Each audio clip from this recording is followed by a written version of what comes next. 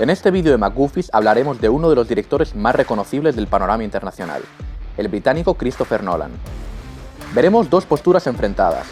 Por un lado, la de Adri, quien afirma que no solo Nolan es un gran director, sino que en realidad es uno de los cineastas más importantes de todo el siglo XXI.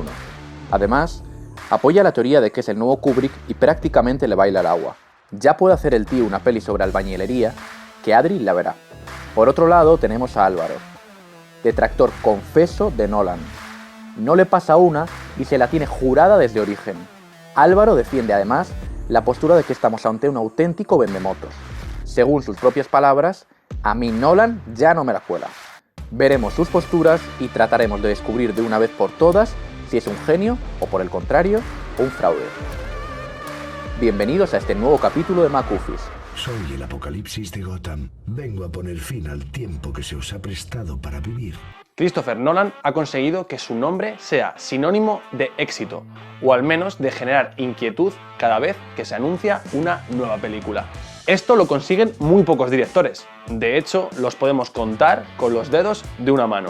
Steven Spielberg, Martin Scorsese, Quentin Tarantino, David Fincher y Woody Allen. Nolan es ya una figura capital dentro de la historia del cine moderno, y pese a que pueda tener detractores, lo que es innegable es su peso capital dentro de la industria cinematográfica.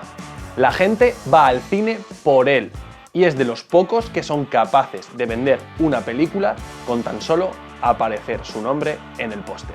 La mayoría de los que defienden a Nolan como el mejor director de las últimas décadas, algo que debería ser una patada en el estómago para cualquiera que precie el cine, utiliza el argumento de que es el líder de taquilla siempre que saca una película, o que sus películas son las que más dinero ganan y por eso es el mejor director. Ante esto solo tengo que decir que porque una película obtenga muy buenos números en taquilla no quiere decir ni que sea buena ni que su director sea bueno. De hecho, esto es algo que muy pocas veces se cumple.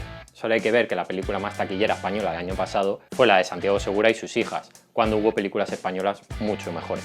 No nos estamos tirando muchos triples si decimos que Christopher Nolan es posiblemente el heredero de Stanley Kubrick, un cineasta que se desenvuelve bien en varios registros y que sin duda ha sabido adaptarse a varios registros. Nolan, al igual que Kubrick, ha realizado películas bélicas o de ciencia ficción, y de hecho podemos relacionar a 2001 con Interestelar, o a Senderos de Gloria y La chaqueta metálica con Dunkerque. Todos podemos estar de acuerdo en que es sin duda uno de los directores que más se parecen al maestro, y que incluso la estética de lo visual va siempre por delante de lo narrativo. Los personajes de las películas de Nolan tienen menos profundidad que el planeta de agua de Interestelar. En eso se diferencia de Stanley Kubrick. Los personajes de Kubrick se enfrentan a sus convicciones, son puestos a prueba, tienen un arco narrativo y se adaptan y evolucionan. Sin embargo, en las películas de Nolan, los personajes prácticamente no tienen vida anterior a la película, no tienen introspección, no tienen moral, no tienen prácticamente ni gestualidad. Simplemente son machos alfa pegando tiros. La máxima profundidad de estos personajes se basa en una mujer o una hija, y con esto Nolan pretende que nos emocionemos. En Dunkerque es que ni siquiera evolucionan de ninguna forma. Los personajes entran y salen de la misma forma, no hay ningún tipo de arco ni evolución en ellos. En Kubrick, sin embargo, los personajes tienen un arco. Por ejemplo, en Senderos de Gloria, como el general evoluciona a través de la película dándose cuenta de lo que significa la guerra, el ejército en el que sirve y se enfrenta a sus convicciones. Algo parecido pasaría en La chaqueta metálica con estos soldados rasos en la guerra de Vietnam. ¿Crees que luchamos por la libertad? Esto es una matanza. Y si me van a reventar las pelotas por una palabra, mi palabra es putada. Al igual que Steven Spielberg es el padre del blockbuster, o George Lucas el de la ciencia ficción tal y como la conocemos, podemos estar casi seguros de que Christopher Nolan es el padre de la ciencia ficción moderna, con el permiso sí de gente como Ridley Scott o Denis Villeneuve. Origen, Interestelar o Tenet son películas únicas y totalmente originales en su puesta en escena. Sinceramente, creo que en la actualidad solo Denis Villeneuve puede disputarle a Christopher Nolan este puesto. Sus tramas, aunque enrevesadas y a veces llenas de lagunas, son totalmente únicas y diferentes a lo que hacen otros directores, lo que aporta un carácter muy especial a cada uno de los proyectos del británico. Quizás muchos puedan echarle en cara esas lagunas dentro de sus guiones, pero lo que es seguro es que, en cuanto a narrativa, Nolan puede hacerte divertido o incluso dinámico cualquier cosa, incluso una clase de costura. Un punto en sí mismo puede ser Origen, quizás la peor película de Nolan junto con Tenet. Hablar de Origen es hablar de agujeros de guión y cosas sin sentido. La película establece unas reglas que después no se cumplen. Por ejemplo, en la escena en la que la furgoneta en la que van los soñadores da un vuelco y los personajes se quedan por un momento sin gravedad, en el primer sueño, que es el hotel, sí que tiene una consecuencia, que se quedan sin gravedad y por un momento tiene esos giros en el pasillo que quedan muy bien delante de cámara, pero la capa del sueño de la nieve no tiene ningún tipo de efecto. ¿Por qué? Si los que están en el sueño de la nieve también están por un momento sin gravedad. La película en ese caso, por ejemplo, está estableciendo unas reglas que después no cumple. ¿Por qué no se cumplen las reglas que establece la propia película? Porque a los hermanos Nolan no les conviene que en ese momento se cumpla. Es en este momento y en muchas otras decisiones de la película cuando se nota la mano del guionista, ya que son decisiones que no tienen sentido dentro de la intrahistoria y que simplemente no convienen en ese momento. Esto pasa en todas las películas de Nolan, presenciamos un Deus Ex Machina continuamente. Origen además es una aproximación al mundo onírico totalmente sin sentido, ya que los sueños son caóticos y no tienen una línea argumental tan clara. Es una aproximación al mundo onírico terrible, ya que debería haber mucho más surrealismo, como podemos observar en Dalí, Buñuel o en Satoshi Kon con Paprika.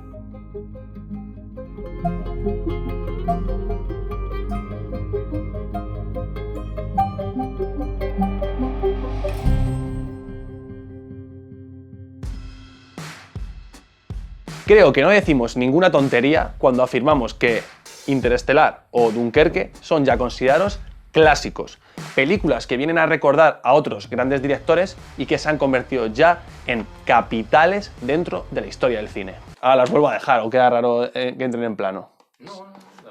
Ya hemos mencionado a qué otros grandes clásicos se parecen, pero es que además han creado una manera única y totalmente nueva de hablar sobre cine bélico y de ciencia ficción. Podrán gustarte más o menos, pero lo que es seguro y no escapa a nadie es su novedad y relevancia en cuanto a capacidad técnica y estética, siendo pionero incluso en la utilización de cámaras IMAX, consiguiendo así una experiencia más inmersiva para el espectador. Muy pocos directores a la edad del británico, recordemos que tiene 50 años, pueden decir que tienen ya una larga lista de éxitos. Es más, estoy totalmente seguro que en el futuro todos ellos serán estudiados en las escuelas de cine. Aunque este es un argumento muy sabido, la sobreexplicación en Nolan. Nolan no sabe narrar con imágenes lo que está sucediendo y tiene que recurrir a diálogos insulsos y sin sentido de los personajes para explicarlo al espectador lo que está sucediendo, como si este tuviera algún problema para entenderlo. El 90% de los diálogos de las películas de Nolan son expositivos y explicativos. De verdad, comprobadlo la próxima vez que veáis Interestelar, Origen o Tenet. En Dunkerque intentó hacer una película sin guión y le quedó mucho peor, porque lo que le salió fue una amalgama de anécdotas e imágenes sin ningún sentido ni hilo conductor. Porque en realidad Nolan no sabe nutrirse solo de las imágenes,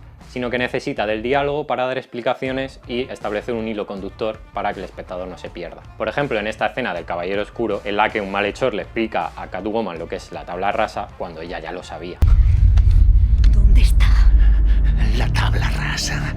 El programa en el que metes el nombre de alguien y en unos minutos desaparece de cualquier base de datos del planeta. Demasiado bueno para ser real. ¡Mientes! También es muy típico de Nolan introducir frasecitas de Mr. Wonderful en alguna de sus escenas para intentar introducir otra vez, no para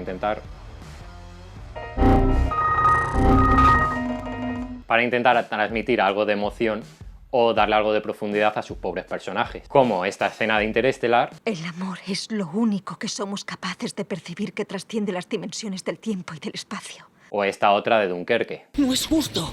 La supervivencia no es justa. No, es asquerosa. Es miedo y avaricia. El destino que se abre paso entre las entrañas. Asquerosa. No es ninguna novedad si decimos que Christopher Nolan tiene más fans que detractores. Él ha conseguido ser una marca fiel a lo largo de los años y sus éxitos en crítica y público han sido superiores a los fracasos. Quizás ahora Tenet ha supuesto un pequeño bache en su carrera, pero no es ni mucho menos un gran desastre en cuanto a taquilla o crítica. Gran número de sus películas podrían colarse perfectamente en un top 10 de grandes clásicos del siglo XXI, y es más, alguna de ellas podría estar incluso en las primeras posiciones. Las emociones que pueda sentir el espectador no vienen a raíz del guión o las imágenes. Y si por casualidad hay algo de emoción, es debido a la música de Hans Zimmer, hay que reconocerle que hace un gran trabajo, pero no puede ser que solo la música cargue con toda la emoción de la escena, porque si no, es una película totalmente vacía. La música es una herramienta y no un fin en sí mismo. Se trata de películas aparentemente muy complejas, sin embargo, intentan ocultar a través de grandiosos efectos visuales, explosiones, tiros, un guión tremendamente básico y simple que no tiene nada nuevo que aportar, aparte de la sombra. See, their morals, their code. It's a bad joke. Dropped at the first sign of trouble. They're only as good as the world allows them to be. En definitiva, Christopher Nolan es ya uno de los directores con más solera de toda la historia del cine, con un par de títulos que podrían ser ya considerados obras maestras y que han servido para definir el estilo de uno de los directores más influyentes de las últimas décadas. Podrá tener detractores, sí, pero como se suele decir, si te critican es que estás haciendo algo bien. Las películas de Nolan no son obras maestras, y no es ni de lejos comparable a los grandes maestros de la historia del cine. Nolan simplemente sabe gustar y sabe vender. Es una máquina de hacer dinero, es un producto del cine más comercial y capitalista. Y sí, sus películas pueden ser decentes y están entretenidas, pero ni de lejos es un gran director. Out. Joder, chaval, te has quedado Ya está. macho. Joder.